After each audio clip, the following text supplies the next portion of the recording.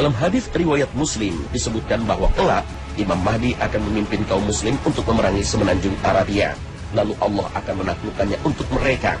Kemudian memerangi Persia dan Allah akan menaklukkannya untuk mereka. Kemudian memerangi Romawi dan Allah akan menaklukkannya untuk mereka. Kemudian memerangi Dajjal dan Allah akan menaklukkannya untuk mereka juga.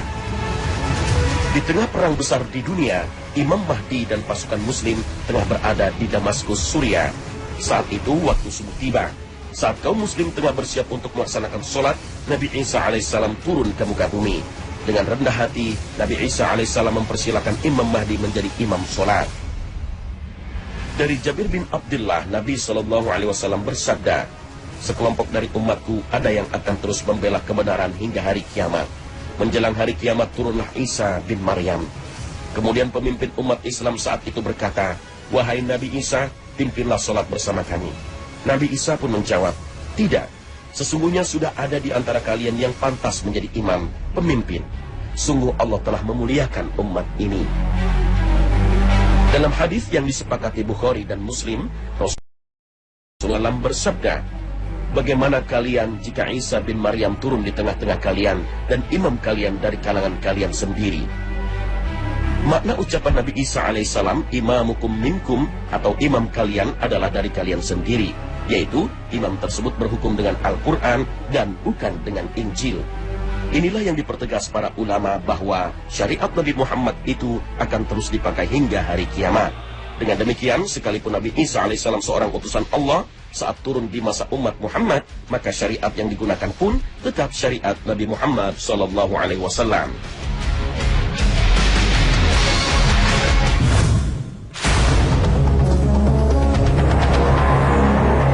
Setelah Jazirah Arabia takluk, berbagai pembebasan terjadi, hingga memasuki negeri-negeri di luar Jazirah Arab. Bangsa Romawi berkhianat dan balik memerangi kaum muslim. Mereka menyusun makar untuk menyerang kaum muslimin dengan mengerahkan pasukan besar-besaran. Rasulullah SAW bersabda, kemudian akan terjadi perdamaian antara kamu dan Bani Asfar, Rum. Tetapi kemudian mereka mengkhianati perjanjian itu dan datang kepadamu dengan membawa 80 bendera. Dan tiap-tiap bendera diikuti sebanyak 12.000 orang. Hadis riwayat Bukhari. Maka pecahlah pertempuran terdahsyat yang terjadi antara kaum muslimin dengan Romawi. Dalam pertempuran ini kedua belah pihak bertempur tidak lagi menggunakan senjata modern, namun hanya menggunakan kuda dan pedang. Karena seluruh senjata modern telah musnah dalam peristiwa perang besar akhir zaman. Pertempuran Akbar Al-Malhamah Al-Kubra terjadi di sebuah daerah yang bernama Ghutah, dekat Damaskus, tempat yang menjadi pusat kaum muslimin saat itu. Perang Al-Malhamah Al-Kubra sangat berat dialami kaum muslim, sehingga sepertiga dari kaum muslim meninggalkan medan perang, dan sepertiga lagi akan mendapatkan syahid, dan sisanya yang sepertiga akan mendapatkan kemenangan. Yang tersisa inilah yang disebut-sebut sebagai pasukan terbaik di zamannya.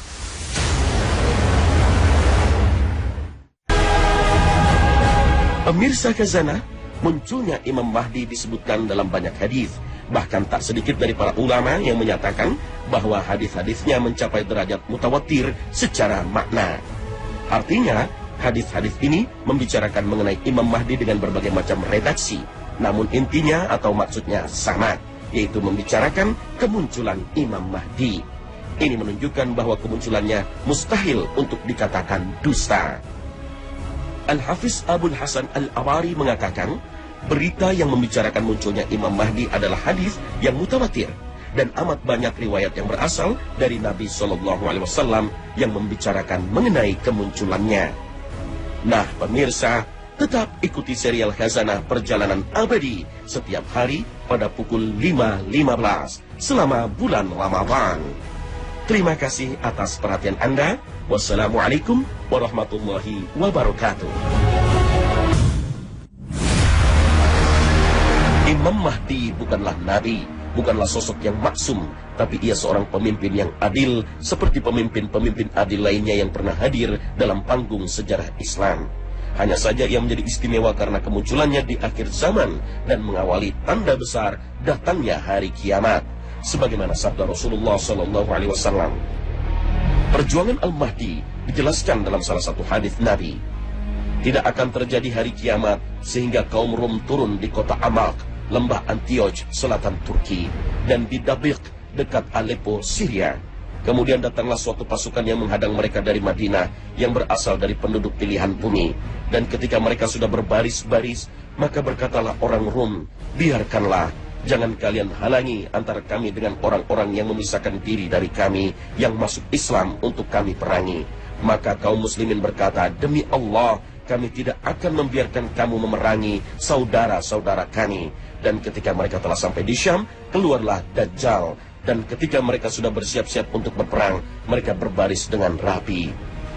Tiba-tiba ketika waktu sholat sudah masuk, turunlah Nabi Isa bin Maryam.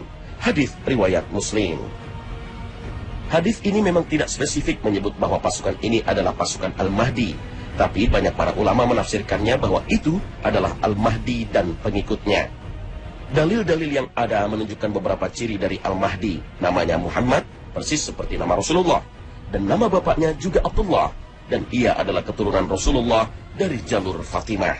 Dalam beberapa hadis juga disebut ciri fisik beliau, yaitu berhidung mancung dan berdahi lebar. Rasulullah SAW bersabda, dunia tidak akan hilang atau tidak akan lenyap hingga seorang dari ahlul baitku menguasai bangsa Arab. Namanya sama dengan namaku. Hadis riwayat Ahmad. Dan dalam riwayat lain disebutkan, namanya sama dengan namaku dan nama bapaknya sama dengan nama bapakku. Dalam hadis lain juga dinyatakan bahwa beliau dari keturunan Fatimah. Al-Mahdi berasal dari ahlul baitku dari keturunan Fatimah. Hadis riwayat Ibnu Majah dan Abu Daud. Sedangkan mengenai ciri fisik juga bisa kita lihat dari hadis berikut. Rasulullah SAW bersabda, Al-Mahdi dari keturunanku, dahinya lebar, hidungnya mancung. Dia akan memenuhi bumi dengan keadilan, sebagaimana bumi telah dipenuhi dengan kezaliman dan kelaliman sebelumnya. Dia akan berkuasa selama 7 tahun. Hadis riwayat Abu Daud. Hadis ini juga menyebutkan bahwa Al-Mahdi akan menjadi seorang pemimpin yang adil dan ia berkuasa selama 7 tahun.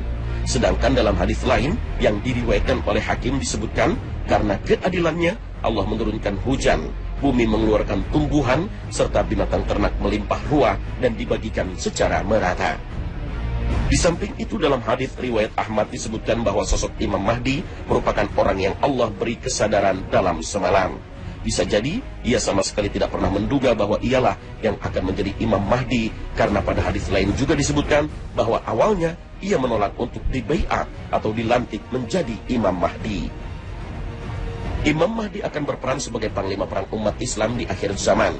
Beliau akan mengajak umat Islam untuk memerangi para mulkan Jabriyah atau para penguasa diktator yang telah lama bercokol di berbagai negeri-negeri di dunia. Bila Allah mengizinkan Imam Mahdi untuk menang dalam berbagai perang yang dipimpinnya, maka pada akhirnya ia akan memimpin dengan pola kepemimpinan berideologi akidah tauhid, yaitu penghambaan manusia kepada Allah Subhanahu wa Ta'ala semata. Banyak ghazawat atau perang akan dipimpin Imam Mahdi, dan subhanallah, Allah akan senantiasa menjanjikan kemenangan baginya. Rasul Shallallahu Alaihi Wasallam bersabda, kalian perangi Jazirah Arab dan Allah beri kalian kemenangan. Kemudian Persia, Iran, dan Allah beri kalian kemenangan. Kemudian kalian perangi Rum dan Allah beri kalian kemenangan. Kemudian kalian perangi Dajjal dan Allah beri kalian kemenangan. Hadis riwayat Muslim. Dalam hadis lain juga diterangkan peristiwa lain yang mengiringi kedatangan Imam Mahdi.